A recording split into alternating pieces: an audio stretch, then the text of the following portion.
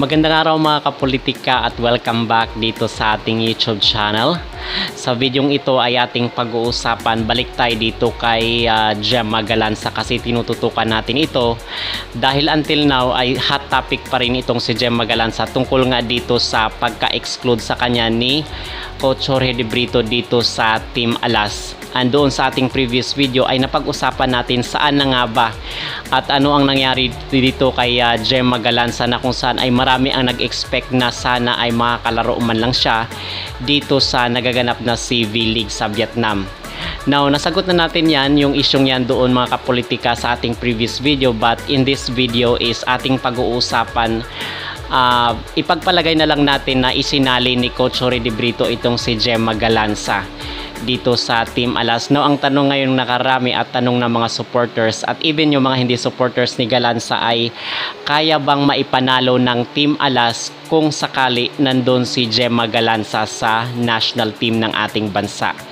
Okay, so ito yung ating sasagutin, pero bago ang lahat mga kapolitika ay huwag kalimutang mag-like at mag-subscribe muna kayo dito sa ating YouTube channel para updated kayo sa ating mga latest issue.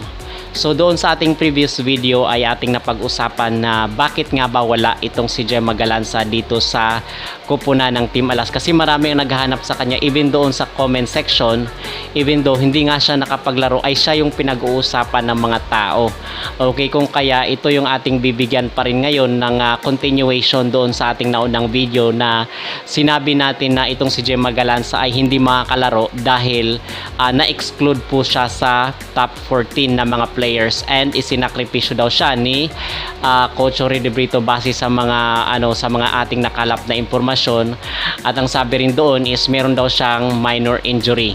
So obviously is useless rin kung isasali siya ni Coach Jorge De Brito dito sa top 14 gayong meron siyang iniindang injury. Yun ang mga sabi-sabi at mga nababasa natin sa mga comment section. Okay, so ito yung sinasabi ng mga netizen doon sa mga comment doon sa live kahapon. Okay, but ngayon ang ating pag-uusapan mga kapolitika ay ipagpalagay natin na naglaro itong si Gemma Galanza kasi gusto talaga at pinipilit rin ng kanya mga supporters na dapat nga maglaro. Hindi naman pwedeng ganun mga kapolitika kasi kung may injury baka lalala pa yung kanyang iniindang injury kung pinaglaro siya ni Coach Jorge De Brito doon sa sagupaan kontra sa Team Alas. Okay, kasi marami nga rin ang nanghinayang bakit natalo yung ating Team Alas kung saan ay malaki na sana yung lamang ng ating kupunan kontra sa Team Vietnam, pero nahabol tayo dahil dito sa mga errors at obviously is poor din yung naging management ng doon ng volleyball sa Vietnam kasi merong mga challenge doon ang ating national team na kung saan is hindi pinagbibigyan ng doon sa technical committee nila, so hindi na pagbibigyan. So meron nga mga nagsasabi na niluluto daw especially doon sa set 3 kasi sa set 3 is malaki yung lamang natin doon sa set 3 at dahil nga dito wala ngang challenge system doon sa touch ng bola doon sa pagitan ng Vietnam, nahirapan nga yung ating bansa na makausad.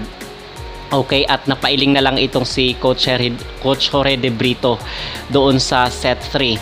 Okay, at doon naman sa set 4 ay hindi nga pinalad yung ating kupunan dahil doon sa pag-cramps ni Vanny Gandler kasi doon sa patapos na part ng set 4 ay nag-cramps itong si Vanny Gandler kung kaya inilabas siya ng coach at ipinalit itong si Cici Rondina na kung saan nakita natin na pinupunteriya siya ng spiker ng Team Vietnam dahil nga maiksi itong si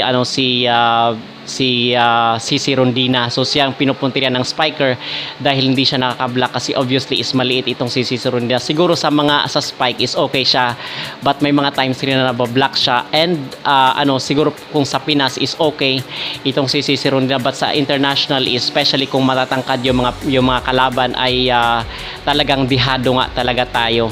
Okay, so dito tayo mag-focus ngayon kay Gemma Galanza mga kapolitika. Ano ba ang nangyari at kung ipagpalagay natin na na ipinasok si Gemma Galanza doon sa top 14 at pinaglaro siya ni Coach De Brito at nasali siya sa sa first lineup ng Team Alas, maipapanalo ba natin yung laro?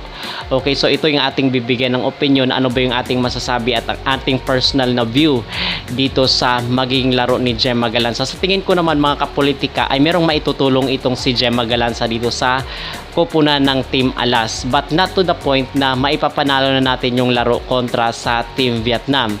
Kasi nga sa sinasabi natin lagi, at ito rin yung mga opinion ng mga ibang mga sports analyst, na kung saan is may laban nga yung ating bansa. Actually nahirapan at kinabahan nga rin itong Team Vietnam dito sa Team Alas.